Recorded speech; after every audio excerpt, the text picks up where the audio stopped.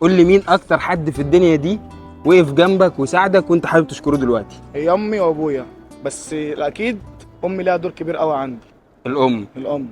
زي ما في اب بيوهب روحه لاولاده وبيشقى ويتعب علشانهم، في ام كمان بتضحي ساعات علشان اولادها يعيشوا حياتهم.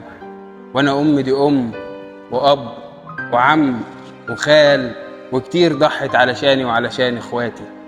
امي الحبيبه، يصعب عليا اشوف على وشك تجاعيد الزمن، او هتطلع من وجع فادفع قصادها من الوجع مليون تمن.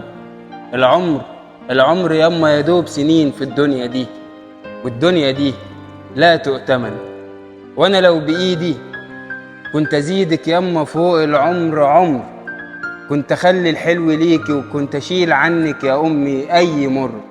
قطر عمري يعدي عادي هبقى راضي، بس عمرك يبقى دايم، عمري ما تمنيت يمر. ياللي حضنك يمحي مني اي جرح، ياللي شفت في جوز عيونها عيون بتتمنالي فرح، ياللي خدنا من شجرها احلى ثمره واحلى طرح. لسه قلبك رغم حزنك قادر انه يكون بيدي. لو بيدي كنت اجيد لك شمع يدي، لاجل اني انول رضاكي ولاجل انك بس ترضي.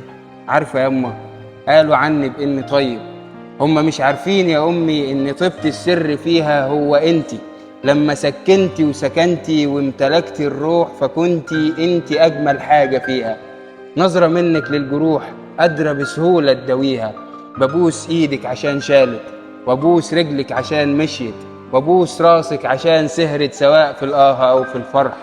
يا دنيا جميله، يا دنيا جميله بتنسيني احزاني وبتنسيني ايها جرح. بحبك يا امي. قول. بحبك يا امي طبعا.